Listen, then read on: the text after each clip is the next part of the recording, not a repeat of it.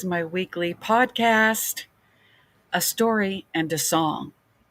Today, I decided to get some fresh air, so you'll see me out in my Florida sunroom as we talk about part two of finding your soul's singing voice. Now, as you get ready and get acclimated, if you are interested in listening, let me check because this is a new technological setup and I want to make sure that you can hear me okay. I want to make sure that there's actually volume. Oh, yeah, look. Okay, all right, so it's working. Yay, YouTube. Okay, all right. And I see there's already somebody on here, which is great.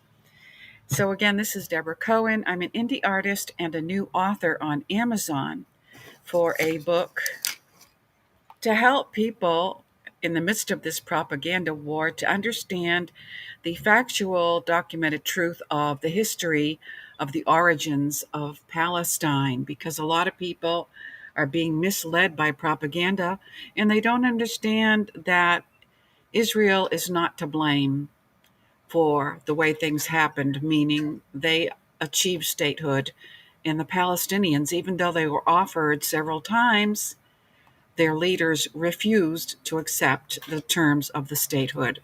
So it's all here in this book: Jewish Palestine, Arab Palestine, A History of Conflict, by yours truly, Deborah Cohen. Okay, all right. I don't have all my bells and whistles in the technology, so it's just plain old me here sharing information and hope that it interests you. And thank you for joining me. First of all, if you missed part one, you can find it on my YouTube channel. The handle is at the @ sign Jewish Rock Music, where you will find all of my archived live streaming. So let's jump right in. And again, I appreciate you listening. Let's talk about the importance of finding the voice of your soul. According to the prophet Isaiah, chapter 29:13, quote, "The Lord says, these people come near to me with their mouth and honor me with their lips, but their hearts are far from me." So get a picture in your mind of this: people singing or praising God with physical skill, mental, whatever, like a talking head. It's all talk and there's a disconnect from the heart, some people say, but it's really your soul. There, God says, their worship of me is based on merely human rules they have been taught. So you can have a crystal cathedral voice and not impress God in the least bit, because if you aren't singing from your heart, that's not going to impress God at all. I'm not telling you who God is. Everybody has their own idea of who the Creator is. But this is to find out the difference between a physical voice and the voice of our soul. Each one of us has a soul. It's up to us to learn how to tap into this. Just like any skill, as a baby, we're not born with skills in carpentry, and even, well, some of us have gifted voices, very few, typing, whatever. You have to go to school to learn these things. But first, you have to have a desire to learn. Then you have to find a way to learn, meaning a teacher. And then you have to practice. Don't give up. You have to get rid of all of those negative thoughts in your mind that say, I can't sing. You don't want to hear me sing. Oh, no. Those thoughts were learned. Somebody told you that you couldn't sing. And how do I know this? Because I've gone through it myself. My mother was the worst critic of everything I tried to do in the way of singing with the Beatles. So I just stopped singing because I got tired of the negative comments. I bought in to I believe them instead of myself. I didn't know that I could fix my voice by taking singing lessons. I didn't know that I could build my singing confidence by going, in my case, to a psychotherapist. Really, my words can destroy people. So if you're singing and people are knocking you, maybe you need to change your circle, at least when you're singing. That's what I would recommend. That's what I had to do. And it'll be a lifelong battle to overcome the fear of singing. And maybe some of you out there listening are familiar with this. But anyway, the importance of singing, not just for the experience, but to please God. If you're listening and you want to please God, why don't you tell me in the chat? Or maybe you're not sure.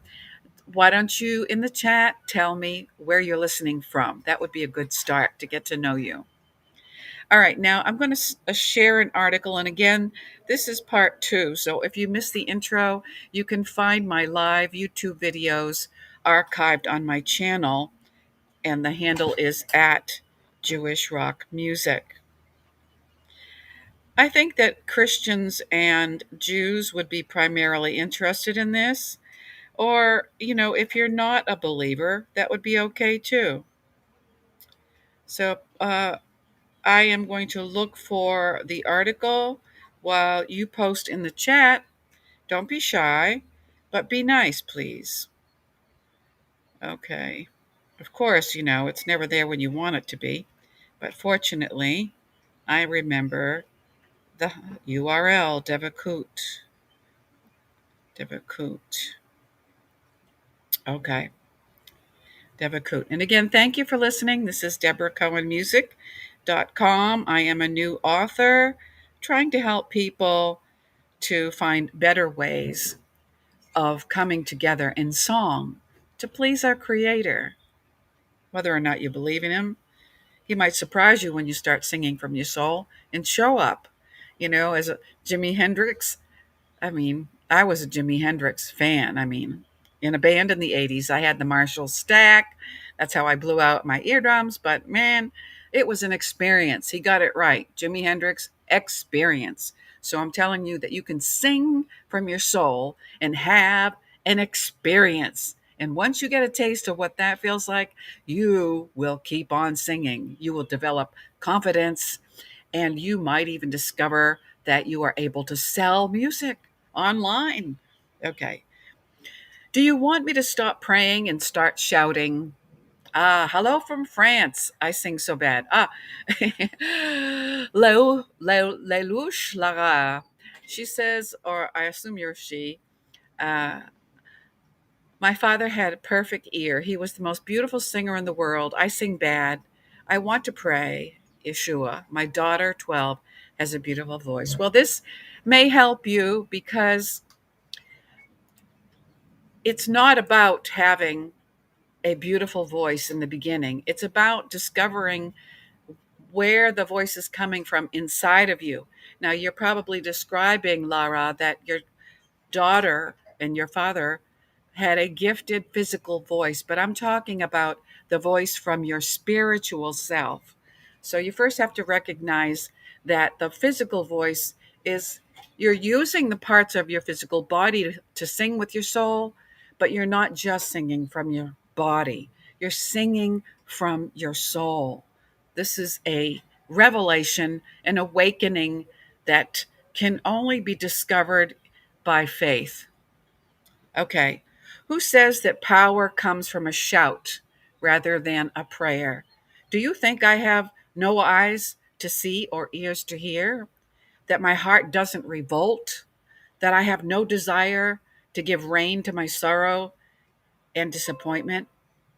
What is there left for us to do? In what direction are we to go?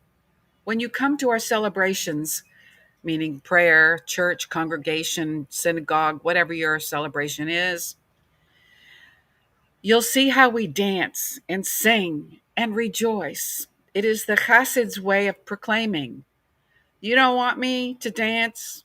Too bad. I'll dance anyway. You've taken away every reason for singing, but I shall sing. You didn't expect my joy, but here it is. Yes, my joy will rise up. It will emerge. It will submerge you. You must sing. You must sing to find that voice. Welcome, Leandro Alejandre from Brazil. There is a straight line between the last sentence, you must sing, and the attitude of singing. Okay? Now, there's a Rabbi Shapira accepted and surrendered to the fact that the world simply is. He had an unblinking, candid assessment of events and acceptance of the enveloping waters as they are. Sufferings crush the human mind, sweep away every human conceit of understanding and security, every conceptual underpinning of foothold. Shapira understood the battle against the psychological disintegration and paralysis. It is hard to raise oneself up, in this case, your voice, time and time again from the tribulations, controlling ourselves, overcoming depression, and broken spirit is indeed very difficult. And I know this. Oh, thank you, Aaron Victor. He says I'm a good reader. Thank you. Maybe because I'm a retired school teacher. But even when in the depths, we must find the inner strength to rejoice in the face of troubles. We must stand firm in this trial. So I'm telling you, like, if you're depressed or sad or you can't find a reason to sing, you can use your soul's voice to express that feeling, to convey it to others, because there are others that are feeling like you. Maybe you don't know how to express yourself emotionally. But again, first is the recognition that your soul inside of you has a voice. Okay, while fully acknowledging torment and horror, the fact that Shapira did not allow himself to be crushed by the events of the war was surely his greatest teaching all. His singing was all the more poignant and powerful because it did not receive any confirmation from the surrounding environment. So, this is what I'm telling you. If you sing like I used to, um, if people said a negative comment, it crushed my spirit. I lost the power of my voice and resorted to insecurity. How many of you know that experience? It's not good. And for years, that's the way I felt when I tried to sing affected by the surroundings around me. You can't let those people or things affect that power and that soul voice within you. In the desert landscape of absence, he managed to find presence with a capital P, which means your understanding of God, not as a response to a favorable stimulus from above, but initiated by his own capacity for self awakening out of darkness. And maybe some of you are sitting in the dark, not literally, in your dark place. Because of this crazy world we live in, it's easy to be consumed with worry, fear, sorrow, but don't let that take you over.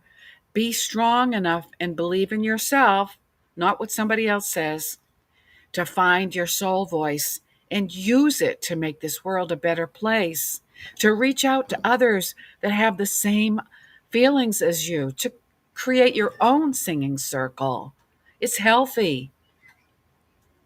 This emphasis on singing, on finding something to do, to focus on other than misery, is, or social media propaganda, is more nuanced than just choosing to be happy. The latter doesn't work in the midst of a truly awful situation when stress and negative emotions such as anger, frustration, sadness, fright, guilt, and worry burst forth. Simply choosing to be happy is impossible in terms of brain chemistry. However, I can moderate negative emotions with the aid of distractions, as Schneerson advised. Even a little light dispels a lot of darkness. Try to think as infrequently as possible about your problems until you completely dismiss them from your mind. In other words, when you try to sing, you'll have negative thoughts that come in. Don't focus on them. We all have that issue. You're singing at people and you see somebody with a frown on, you automatically think they're frowning at you. No, maybe they're having a bad day. You need to just let that go by your mind's eye. Let it go by, and keep your focus. And Lara says, but it is also true that some people in church are singing awful and annoying, even if they sing with heart. Sometimes you can't stand the voice of someone else in prayer groups because it's disharmony. Yeah, I totally get that. The singing leader at this congregation, he had lots of spirit, but he sang off key. And at first, as a trained musician with with an ear to sing, oh, it was like fingernails on the chalkboard. Ah, yes. But I learned to appreciate his heart. And if it is so awful, I understand that. Maybe there's a nice way for you to find some ear training online. It's called ear training, where you could suggest it to the church leader, and not the person directly, unless you really know them as a close friend. Don't try to tell somebody that is singing off key. They'll take offense to it. You got to go to the leader and suggest it in a nice way. That a lot of people, most people I know, do not know there's free ear training online. You just have to look for it. If you have a voice, you want to sing, but you can't hold a tune, look for some ear training online. In No Pearls Before Swine, she's saying the lion used to lay with the lamb, but now the wolf dwells with the lamb. Yeah, we're in that end times where the appearance of evil, the evil has the appearance of good, but you don't focus on that, do we? We don't. Our job while we're here is to make the world a better place. We were told in the Bible that yes, in the end times, people would, just like it is now. We got American college students where I am protesting for Hamas. Hamas is a terror group. And it, come on, people, really? Okay, so we don't think about, let's not get into their soup. Let's get on our own and stir up our own sauce and share what we got. They're not more powerful than you and I, but you need to do something about what you got. Everybody is here for a reason. What is your reason? Don't do what everybody else is doing if that's not in your heart. Okay. So do not dwell on them. This means not even thinking about their harmful aspects or how to overcome them, but completely disengaging your thoughts from those problems and engaging in other matters. Whenever the thought occurs to you, at once turn your attention to any other thing. Okay? Does this strategy work? Can I accept and surrender to the fact that the world simply is? Feel the anger, the frustration, the sadness, the worry, the fright, the guilt, but moderate those emotions, i.e., control my thoughts and imaginations with the aid of distractions? Is it possible to copy Job in the Bible? Quote, I recant and relent, being but dust and ashes, end quote. Now there's a man with strength, and you can have it too, because the strength doesn't come from Job, it comes from the Creator. Yes, I find this strategy does enable me to sidestep, at least a little bit, the psychic state of being overwhelmed by circumstances, being without breathing room or the capacity to conceive any life alternative. This is the state of the Chetzer Ruach, or shortness of breath. Shortness of breath. Sometimes, even today, I have no reason to be nervous when I get up to sing, but that shortness of breath takes over because usually it's the PA system is wrong, or the sound man doesn't know how to get my voice in the monitors, or worse off, when you're singing publicly, there's no monitors. Oh, Eva, boy, I can't believe that. The phrase Chotzer Ruach is from Exodus 6:9, when Moses tells the Jews that God will bring them to Israel, but they wouldn't listen because their spirits were crushed, which is the common translation of Chotzer Ruach. Oppression burdens both body and spirit. You don't have to be a Jew to have this apply to you. If you have a crushed spirit, anybody can have a crushed spirit. It narrows the horizons of thought and feeling. It's an invisible force crushing the individual. So, what does this have to do with singing? Everything. If your spirit is crushed, your voice is going to be wimpy.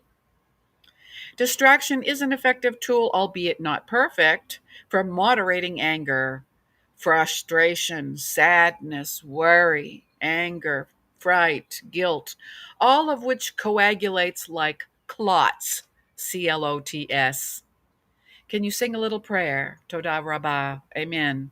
Well, I don't sing to Yeshua, but it's okay. I mean, if you want to do that, that's fine. I sing to the God of Israel, and we got the Lara. You've got, what do you call it? Pentecost. In Judaism, we call it um, Shavuot. Shavuot, and it's coming up soon in a couple weeks. So I can sing a prayer. This is a prophetic prayer. I'll sing it at the end if you want to hang on, okay? In English, I'll sing it if that's what you're asking for. So, creating the clots create a depressive deadness and blocks your joy and mine. Their weight must be lifted so that joy has the opportunity to uplift and heal. Don't they say the joy of the Lord is our strength? So, strength, that spiritual strength comes from a divine place. God does not reside in the midst of dejection, rather in an atmosphere of joy. They shall take hold of gladness and joy, and sorrow and sighing shall flee away. Isaiah 35:10. Or as Jerry Seinfeld described laughter, it's the best thing in the world. It's a couple of seconds of weightlessness where everything in your mind that you worry about is gone, says Jerry Seinfeld. You don't want me to dance? Too bad. I'll dance anyway. This is what you have to get to in your mind to sing from your soul. You've taken away every reason for singing, but I shall sing. You didn't expect my joy, but here it is. Yes, my joy will rise up. It will submerge you. You must sing. And so I will sing. What do you want me to sing? You said a prayer. Okay, here's one. And this is Psalm 103. Adonai sfatati v'takofi yagid tehilatecha. Trust in the Lord with all your heart, and lean not unto your own understanding. Trust in the Lord with all your heart, and lean not unto your own understanding. In all thy ways acknowledge him. In all thy ways acknowledge him, and he will direct your path, and he will direct your path, and he will direct your path. That's in Proverbs. So I thank you for listening. I hope my prayer was a blessing to you. I thank you for tuning in. I hope that you will subscribe to my YouTube channel and also check out my new book to help people understand the true origins of Palestine so that we can speak up for Israel, not in hatred or retaliation, but in love. Just stating the facts and let God do the rest. Jewish Palestine, Arab Palestine, a history of conflict And don't forget to share my music, DeborahCohenMusic.com. I thank you for listening and hope to see you again next week on a story. Thank you, Lara. She said, merci. I can feel your heart. Oh, that is the best compliment to give a soul singer. And so, how do you start? I guess I really need to tell you how to find your soul voice. Find some special music to you to praise God. That's how I found it. And I use a guitar. If you can play an instrument that enhances the feelings, you have to stir up feelings first within you. And if you got a brick wall there, then you have to find a way, like I shared with you, to find joy in your heart. However, you find joy, the joy of the Lord is our strength. Sing that song until you fear nothing, fear no evil, because God is with you. His rod and his staff, he comforts you. He anoints our head with oil. Our cups runneth over. Surely goodness and mercy shall follow us all the days of our lives, and we will dwell in the house of the Lord forever. Reading scripture aloud with faith will bring that joy. And then start to sing that favorite song and allow yourself to get to the point of openness without fear of anybody listening, criticizing. You might have to find a safe space, and that is when you tap into your soul voice. Thank you for listening.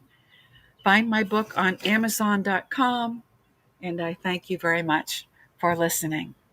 Shalom to your home, and happy Pentecost Shavuot.